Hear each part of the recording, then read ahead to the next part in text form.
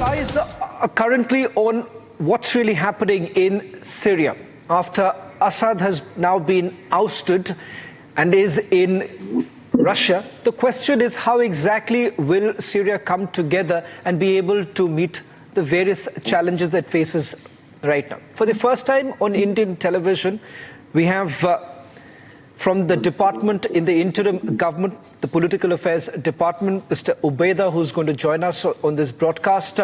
In fact, my colleague Manar, who's been reporting for Republic from Syria, is going to help us translate those very questions. Manar, the first question that I would like to ask Mr. Ubeda is to how exactly are they now bringing together all the rebel groups? What's the transition of power like? تحية لكم ولجميع المشاهدين الكرام. نقول بعد دخول دمشق انتهى نظام الأسد المجرم وانتصرت الثورة السورية ودخلت سوريا الآن مرحلة جديدة. عنوان هذه المرحلة هي دولة المؤسسات والقانون والعدالة.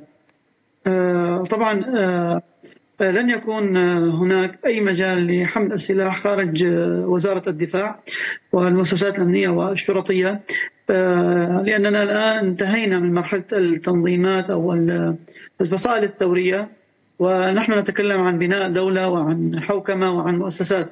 فلذلك لن يكون هناك أي مجال لحمل السلاح خارج منظومة وزارة الدفاع أو المؤسسات الأمنية والشرطية. جميع الفصائل والمكونات ستنخرط في وزارة الدفاع، وسيكون هناك يعني جيش واحد، ووزارة دفاع تضم جميع الفصائل الثورية التي عملت في الثورة السورية خلال السنوات السابقة.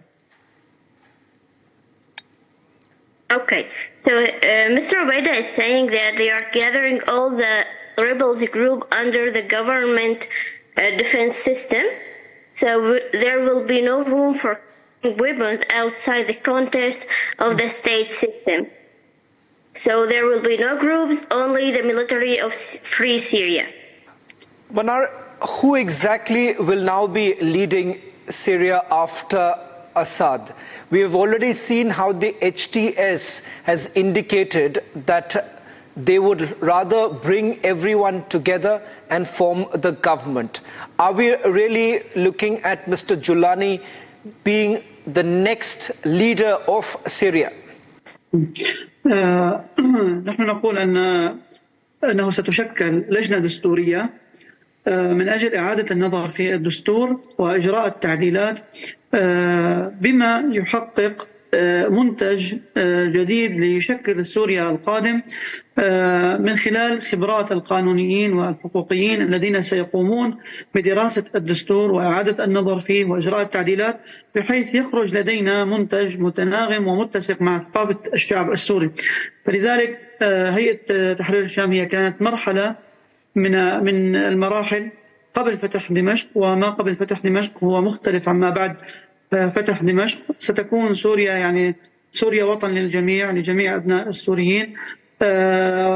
ستكون هناك يعني عنوان الشراكة، ولكن هذه الشراكة يجب أن توضع الطاقات والجهود في سياق الإدارة الجديدة حتى تستطيع الإدارة الجديدة النهوض بالمسؤوليات الملقاة على عاتقها.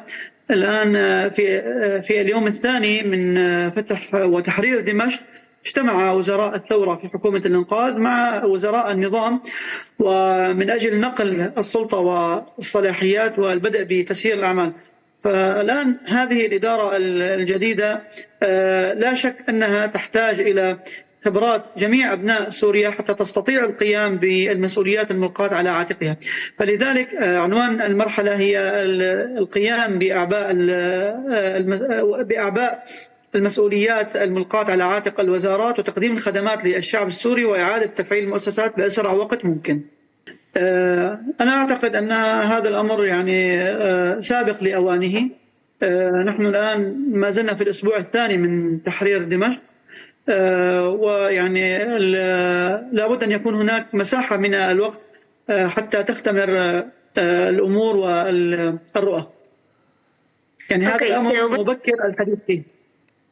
Okay, so Mr. Weda is saying it's too early to say who is the next president. Today is all about a constitutional committee will be formed to examine the constitution and achieve a view framework for the future of Syria. So they are trying to gather all the experiences, all the people around Syria, and to gather the efforts to be within the context of the new administration. ولكن مع التأكيد على أن القائد أحمد الشرع هو رجل المرحلة. You're saying that all the groups will now be coming together to form. Mr. Ahmed al-Sarraj is this phases man, is this transitional phase man. So, who exactly would be heading this transitional government? As I understand, you've already had Syria's HTS leader speaking to the United States of America as well as UK, hoping that there would be some sort of a consideration from the Western world right now, because HTS was seen as a banned organization. In fact, they were deemed as a terrorist organization by several Western nations. What really happens now? Are we really looking at HTS taking a dominant role, playing a dominant role in Syrian politics? هيئة تحرير الشام هي فصيل ثوري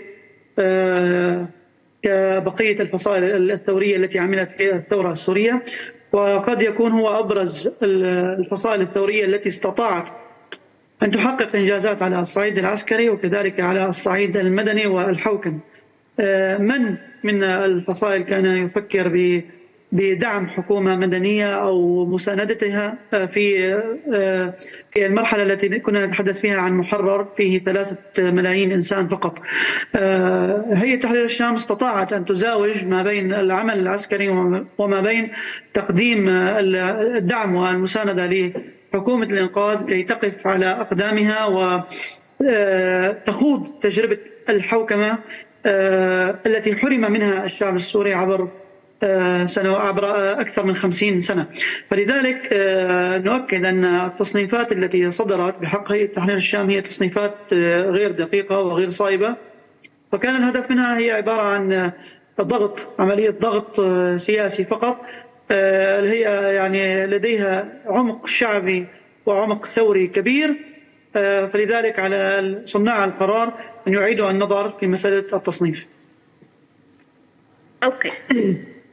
So Mr. Ubaida is saying that HTS is one of the rebels groups, and it's one of the main rebels groups that could achieve the freedom for those lands, for those people that were refugees and were displaced from their own lands. They achieved the justice for them. So it's not like what it's called, like terrorists. It's just a political pressure, and it's a group that has a popular depth and a political depth. So would it? And we won't see HTS, like controlling Syria. It was a phase, and now we are going to see the new government that controls Syria, or that governs Syria without any name of a particular rebel group.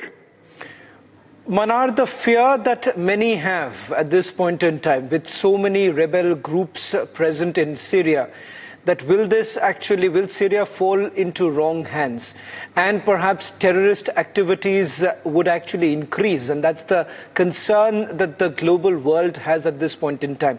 How does the interim government currently in Syria try to perhaps assuage those fears? What are the assurances that the interim government is actually giving to the world, to the global community? هناك تعليمات واضحة من إدارة العمليات العسكرية، وهذه التعليمات هي تمثل القيادة بشكل مباشر.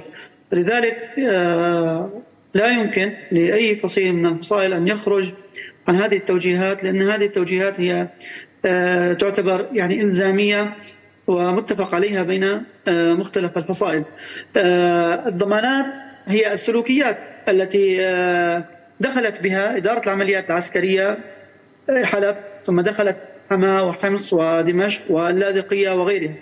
هناك انضباط عالي المستوى في أداء العمليات العسكرية، وكذلك ضبط الأمن بحيث تعود الحياة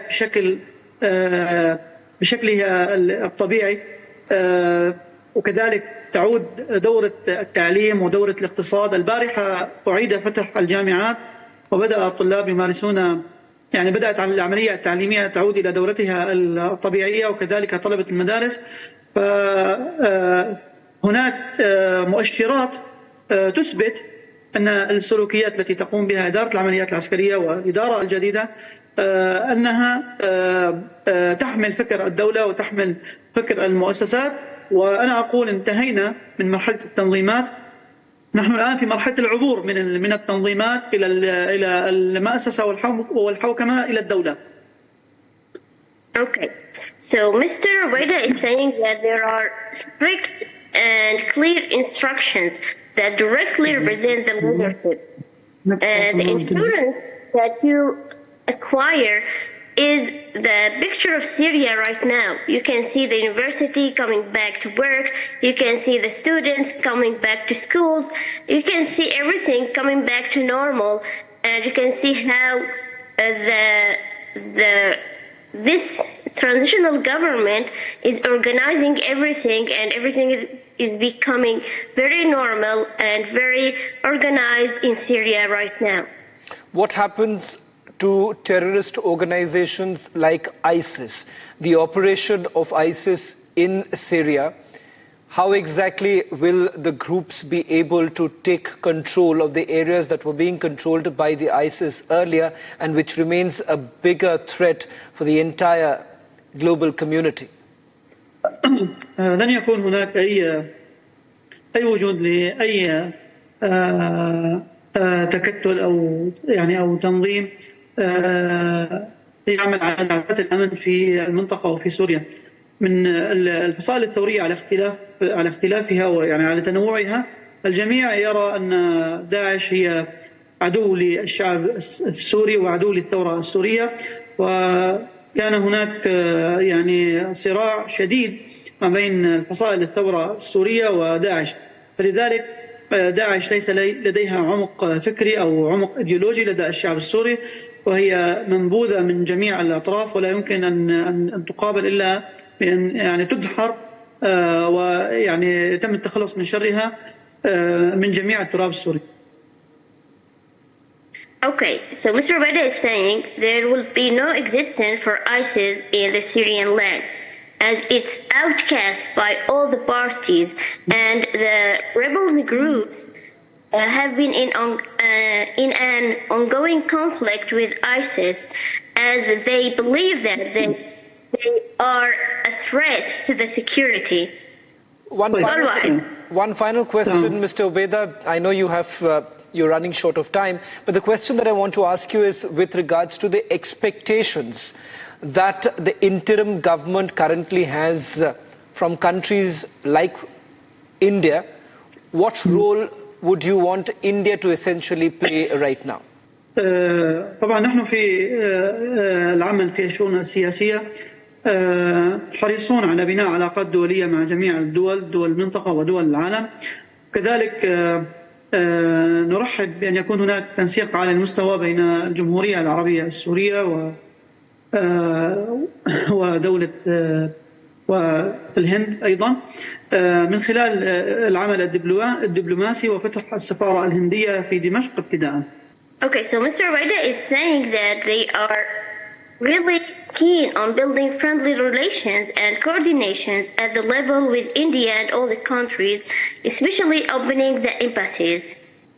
Well, thank you very much, Mr. Ubaida, as well as Manar, for joining us on this special broadcast with Republic TV. This perhaps is the first interview that any Indian television has had with the Syrian authorities. We're hoping for a peaceful transition to take place, and that's the position that India too has taken. Thank you very much. We'll also connect once again in the near future. أهلا وسهلا. Well, inshallah. Thank you very much.